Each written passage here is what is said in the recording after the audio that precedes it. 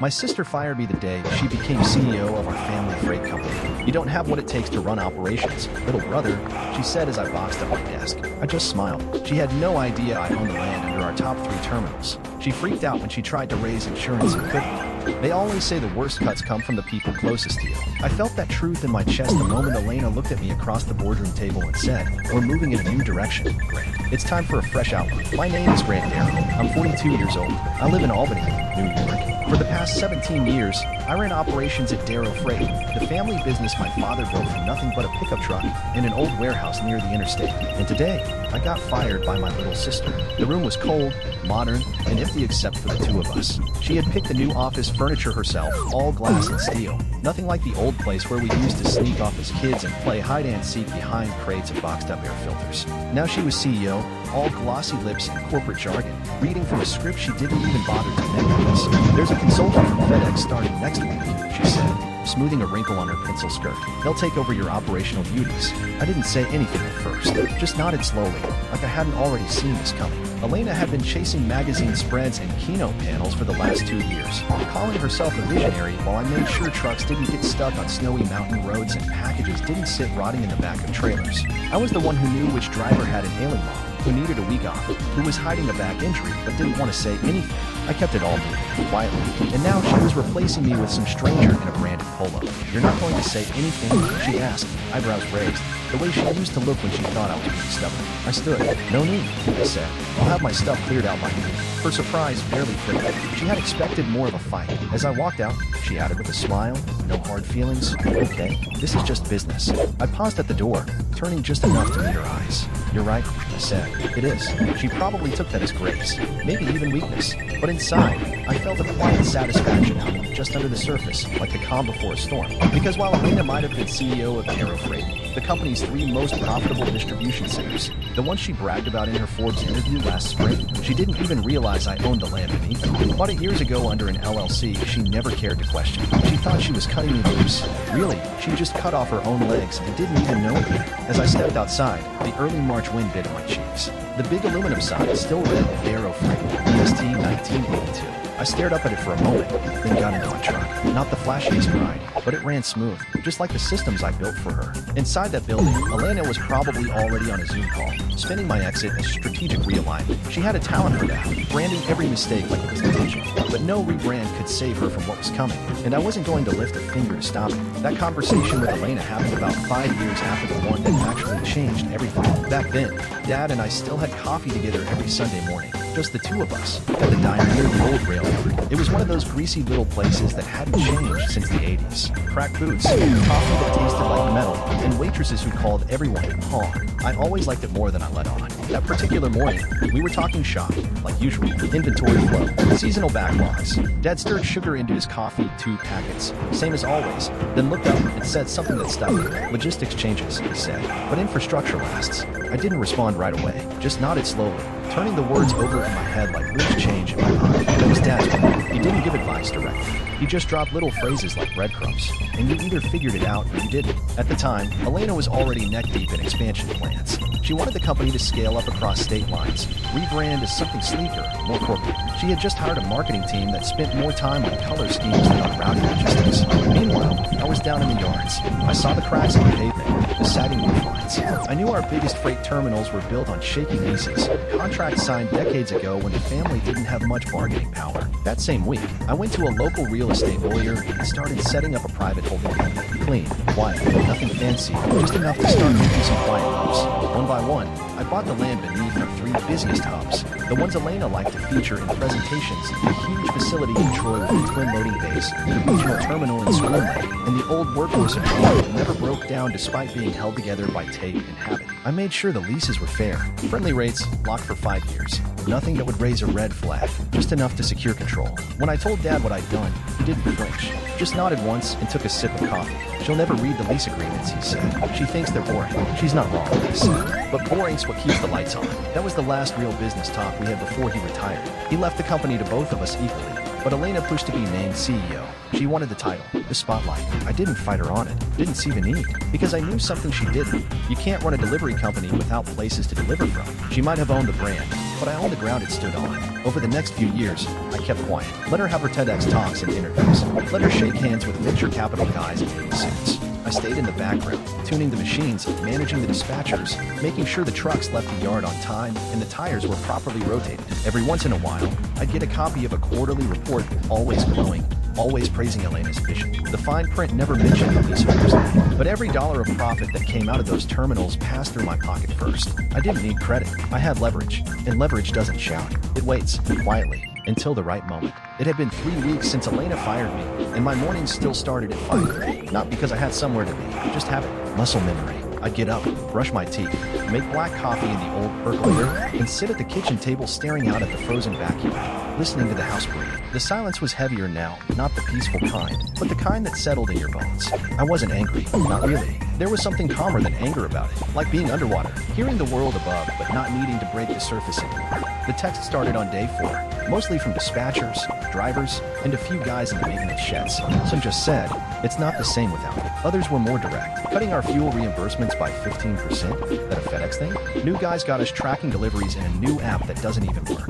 Morale's in the toilet, man. You wouldn't believe it. I believed it. I'd spent half my life building a culture that worked because it was quiet and dependable. Elena didn't understand that. You can't brand your way into trust with the guy who just threw his back out lifting your package. That Saturday, I drove out to Dad's place. He was in the backyard feeding a few scraggly birds with stale breadcrumbs. When he saw me, he gave a small nod and waved me over. "I heard," he said. "No small talk." I just raised an eyebrow. "Elena," he added. She said she needed to make space for new ideas. We sat down on the porch steps. I didn't say anything, just handed him a small thermos of coffee I'd brought. Same as I always did. After a long sip, he said, "I should have stopped her. Should have told the board she wasn't ready. You didn't know." He looked at me then. "Really look." "No," he said. "I did." We sat there for a while. The wind picked up through the trees. His voice got quieter. "You remember what we talked about back in the diner? Infrastructure lasts." "I remember. You still own those hubs?" I nodded. "All 3. Leases are up for renewal in 2 months." He gave a short laugh, not happy, more like disbelief. "She doesn't know, does she?" "She never read the paperwork," I said. "Didn't care who held the land as long as the checks cleared." He leaned back, letting that sink. "So what now?" "I'll renew," I said. "But at market rate." He raised an eyebrow. "You sure?" "I'm not going to bankrupt her, Dad," I said. "But I'm not going to subsidize her mistakes either." He didn't answer right away. Then, finally, "Good." We stayed there for another hour, talking about nothing, just like old times. That night, I got a message from one of the night shift supervisors. Elena had cut overtime, said it was inefficient. One of the guys had to leave mid-route to make it to his second job. Another broke down near the border and had to wait 4 hours for roadside because corporate had replaced the local garage deal with a cheaper national vendor that didn't show up. They were bleeding compliments, and she didn't even know it. I went to bed that night with the window cracked open, cold air rushing in. For the first time in weeks, I slept straight through, because I wasn't out of the game. I was just getting into position. It was around 9 in the morning when I heard the knock. I'd just poured a second cup of coffee and sat down to read through some property insurance documents. Lease renewals were coming up, and I wanted everything clean. No surprises. When I opened the door, Elena stood there in a navy blue blazer, hair tied back in a bun tight enough to stretch skin. No warm greeting, just a quick, forced smile like we were at some conference together. "We need to talk," she said, stepping past me without waiting for an invite. I watched her heels clack across the hardwood, always acting like she owned every room. It used to annoy me. Now it just looked exhausting. "In here," she said, pointing to the kitchen table like she still gave orders. I didn't move. "You can talk right there." She stiffened, then pulled a folder from her bag and dropped it on the counter. We're missing several operational templates, vendor spreadsheets, route rotations, stuff that was on your shared drive. I took a slow sip of coffee. "Everything's backed up in the system, organized by year and terminal. If you can't find it, you're not looking in the right place." She frowned. "We need them today. They're already there." Her jaw twitched. She wasn't used to being told no, especially not by me. "My team says the folders are empty. Your team doesn't know how to use the search function." That set her off. Her voice got sharper, more brittle. "We need everything quick, and we need it now. I can send a formal request if that's what you want." I smiled just barely. "Please do." 2 days later, the letter came. On company letterhead, signed by a new corporate lawyer she probably found through her PR firm, demanding immediate release of all proprietary company materials. My attorney sent back a short, efficient reply. "All operational documentation previously maintained by Mr. Darrow has been fully transferred to company systems as of March 4th. No personal property or company-owned assets remain in Mr. Darrow's possession. Further legal action regarding internal materials not covered under contractual agreements will be considered harassment. They didn't like that. By the end of the week, 3 more letters arrived. Escalating language, more aggressive tone, same empty threat. What they really wanted was control. What they needed, and didn't realize yet, was clarity, and they were about to lose both. Then the second wave hit. First, a longtime client posted online about delays at the Scroon Lake terminal. Packages stuck in receiving for over a week. Darrow used to be fast and reliable. The post read, now it feels like they're playing catch up with their own systems. Another client chimed in, my business has had 3 late shipments in a row. We're looking into other carriers. The staff still talk to me, not officially, but I got the texts. Drivers quitting. Admins confused about chain of command. Elena's FedEx consultant had started cutting team leads and replacing them with efficiency officers who hadn't set foot in a terminal before. Meanwhile, insurance companies started calling me directly. One broker, a guy I've worked with for years, left a voicemail. Brand, Elena's trying to renegotiate umbrella coverage on the Troy site. They're asking who owns the land. Do I send them your way? That was the first real crack. I called him back. Tell her to check the lease. It's in black and white. You think she even knows? Not yet, I said, but she's about to. That weekend, I drove out to the Rome hub just to take a look. Same old gravel parking lot, same battered lunch room, same guy smoking near the loading docks. But something was different. Eyes looked tired. The energy was off, like the place knew it didn't have anyone looking out for it anymore. As I stood outside, one of the floor managers, Jerry, came over. They say we're losing the regional contract, he said. Elena didn't even tell us. Found out from around. I nodded. She doesn't know what makes this place work, he muttered. She will, I said, because this was the first strike. I wasn't going to yell or fight it. I was just going to let gravity do its job. And Elena was already off balance. It was supposed to be a routine stop, just picking up a copy of last year's zoning maps from the county records office. I'd done it every year, like clockwork, standard stuff, keeping tabs on the properties I leased out, making sure no surprise infrastructure projects were coming that might disrupt freight routes. But that afternoon, something caught my eye. It was a thick folder in the pending permits tray with a familiar last name typed across the cover. Elena Darrow Holdings, LLC. At first, I thought it was a mistake, some typo, maybe a different Darrow, but I flipped it open anyway, just to be sure. Inside were 5 permit applications for new commercial development, all stamped, approved, and signed under oath. The sites were marked with colored zoning overlays, legal parcel descriptions, everything laid out in cold, boring detail, and every single one of them is located within 10 miles of my distribution hubs. At first I felt nothing, just a hollow sort of stillness. Then I looked closer. Each property was strategically placed. One right across the river from Scroon Lake, one just outside Troy, near a new highway off-ramp, another near Rome, tucked behind a logistics park the city had been trying to promote. She wasn't expanding, she was replacing. I kept turning pages, site plans, warehouse specs, parking blueprints for loading bays, and stapled to the back of one file, a business proposal, her name, her branding, her pitch, Aurora Freight, a smarter, leaner solution for regional shipping. There was a mission statement, something about breaking free from legacy infrastructure. She even used the phrase outdated real estate agreements, which I assumed meant the more I read, the more it clicked. This wasn't about me being in the way. It wasn't about new ideas. It was a deliberate, planned dismantling, and she'd been working on it for months, maybe years, using insider access, company data, delivery routes, customer lists, all things she got through our family's business, all things she got through me. The firing hadn't been personal, not in the emotional sense. It had been tactical, a clean kill. She just waited until she didn't need me anymore, or thought she didn't. But Elena had made a mistake. She left paper. I scanned everything, emailed copies to my attorney, and asked him to dig. 3 days later, he called back. I've got her operating plan, he said. She pitched Aurora Freight to at least 2 mid-size investors. They passed, but the documents exist. It outlines everything. Route overlaps, employee poaching, even timing projections. Does it use proprietary data? He hesitated. Yes. It quotes unit costs from Darrow Freight's internal sheets, the same files you built. I hung up and sat in my truck for a long while. So that was it. She wasn't just trying to modernize the business. She was trying to kill it, quietly, legally, like you put down an old dog and call it mercy. And me? I was never supposed to know, never supposed to pull the thread. But now that I had, the whole damn sweater was unraveling. I thought back to our last real conversation, the one before she fired me. She had smiled at me, too brightly, and said, "We've outgrown the old way of doing things." And the whole time, she had a knife behind her back. That night, I sat alone in my kitchen, lights off, files spread out on the table like puzzle pieces. I didn't feel angry, not in a loud, shouting kind of way.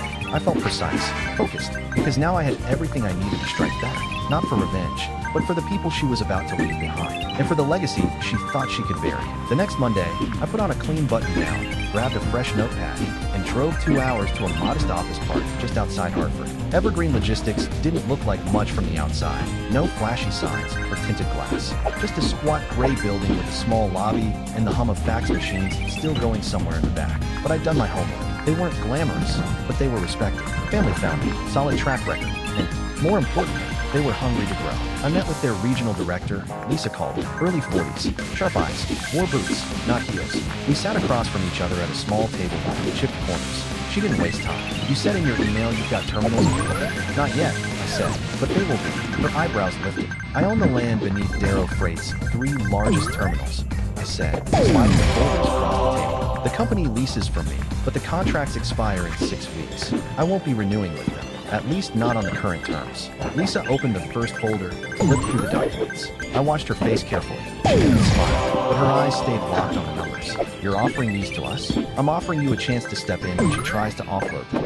Elena Darrow, I said. My sister. Lisa sat back. Bit of a family dispute, huh? I gave a small shrug, more like a strategic divergence. She kept flipping. And why us? I leaned forward. You still value people. I've talked to your drivers.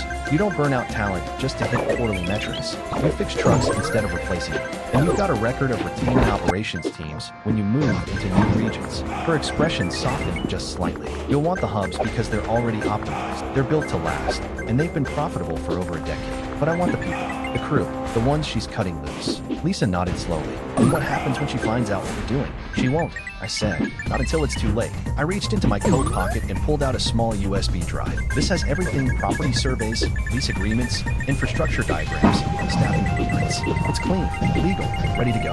She took the drive and stared at it for a second. What's your stake in all this? I'm not looking to be a white knight, I said, but I spent 20 years building something real. She's trying to strip it down and sell the bones to fund a rival that'll fail the second it tries to scale. She doesn't understand what makes this business work. Lisa gave a small smirk. You do. I do. Silence stretched between us for a moment. Then she closed the folders, stacked them neatly, and stood. We'll be in touch within the week, she said. But I'm already interested. I stood too, shook her hand. Firm grip, the kind you remembered. Back in the car, I didn't turn the engine on right away. Just sat there and let it settle in. The pieces were in motion. Elena thought she was playing chess, but she never noticed the board was already shifting under her feet. By the time she tried to move, the game would be over, and I'd be the one holding the pieces. The board meeting was set for the second Thursday in April. Elena had called it herself, citing financial inefficiencies and property overhead, and strategic long-term asset liquidation. That was her way of saying, let's sell the terminals before the lease renewals bankrupt us. She didn't know I'd be there. Technically, I wasn't supposed to attend. No longer an executive, no longer on payroll, but the bylaws still allowed legacy stakeholders to observe with board approval. And I had that approval, thanks to one person who hadn't forgotten who actually kept the lights on all those years, Malcolm Dale. Malcolm was our father's oldest friend and the longest-serving board member.